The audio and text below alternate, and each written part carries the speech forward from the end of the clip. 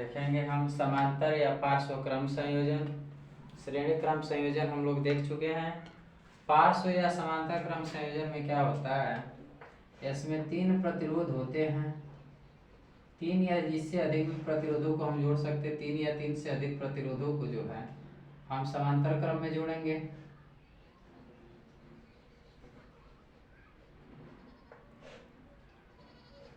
यहाँ पे हमने माना तीन जो प्रतिरोध है वह R1, इसको R1 मानते हैं, इसको R2 और ये R3।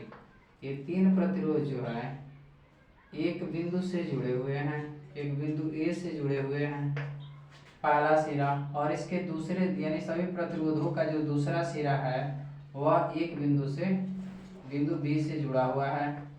अब इन प्रतिरोधों के बिंदु A को एक जो है हम क्या करते हैं, बैटरी से, एक बैटरी से जोड़ देते हैं,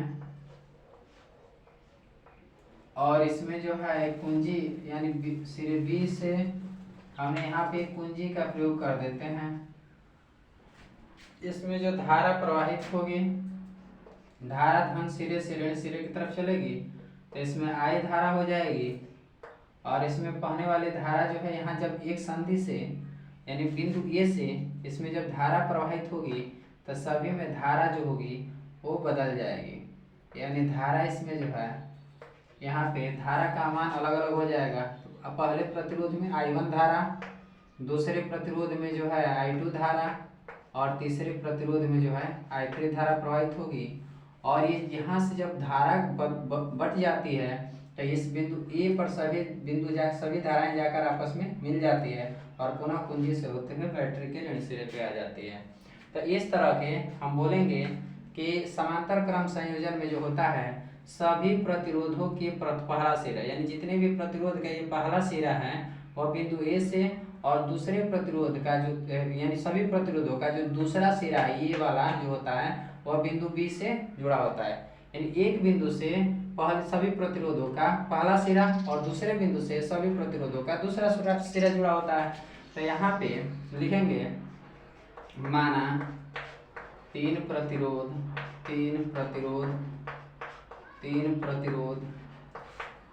R1, R2 और R3 एक समांतर क्रम में जुड़े हैं। R3 समांतर क्रम में जुड़े हैं, समांतर क्रम जुड़े हैं। इनके मध्य प्रतिरोध, इनके बीच धारा, इन प्रतिरोधों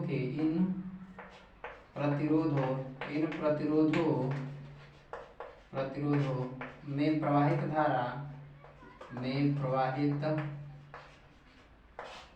धारा क्रमशः I1, I2 व I3 है। I1, I2 और I3 है। और हम यहाँ देखेंगे I1, I2 व I3 है और यह V वोल्ट की बैटरी है, तो समानांतर क्रम में सिरा नहीं बदलता है। जब एक सिरे से दूसरे बिंदु तक धारा प्रवाहित होती है तो उसके बीच जो है विभवांतर बदलता नहीं है। यानी यहाँ पे एक सिरा से प्रारंभ हो रहा है फिर दूसरे सिरा पर जाके जो है मिल जा रहा है, तो इनके बीच का विभवांतर हम पढ़े हैं कि दो बिंदुओं के बीच विभवांतर यानी दो बिंदुओं के बीच विभवांतर जो है, तो एक बिंदु ये है दूसरा बिंदु ये है और इसी के बीच में जो है विभवांतर भी होगा। तो इसलिए सब में विभवांतर V का मान जो होगा वो सर्वत्र एक समान होगा। तो इसमें सभी प्रतिरोधों में विभवांतर समान होगा। सभी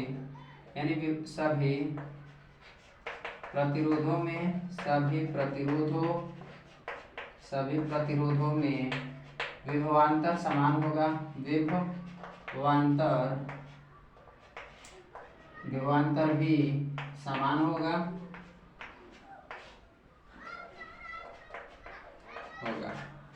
अतः ओम के नियम से हम जानते हैं, ओम के नियम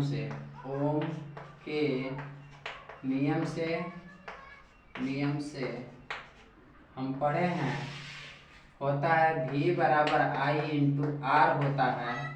तो आप बताइए यहाँ से हम I1 निकालेंगे, I निकालेंगे तो पहला अगर धारा का मान निकालते हैं तो विभवांतर में ये पहले प्रतिरोध से भाग हो जाएगा R1 से। दूसरे में अगर दूसरे प्रतिरोध में धारा का मान निकालते हैं I2 तो यह V यानी विभवांतर में फिर ये R2 से भाग हो जाएगा। तीसरा जो है I3 है, इसमें भाग लगाएंगे किससे, तो R1 से। तो तीसरे प्रतिरोध में I3 धारा चल रही है तो इसमें विभवांतर में धारा भाग किससे करेंगे, प्रतिरोध से। तो इस तरह से इक्वेशन फर्स्ट हुआ और ये सेकेंड हुआ और ये थर्ड हुआ। बिंदु A से निकलने वाली कुल धारा जो है, यानी बिंदु A से निकल रही है धारा और B पर जाकर मिल जा रही है, यानी जितनी धारा A से निकलेगी उतनी ही B पर मिल जाएगी। तो यहाँ हम देखेंगे सभी धाराओं का योग यानी तुल्य धारा, यानी बिंदु A से प्रवाहित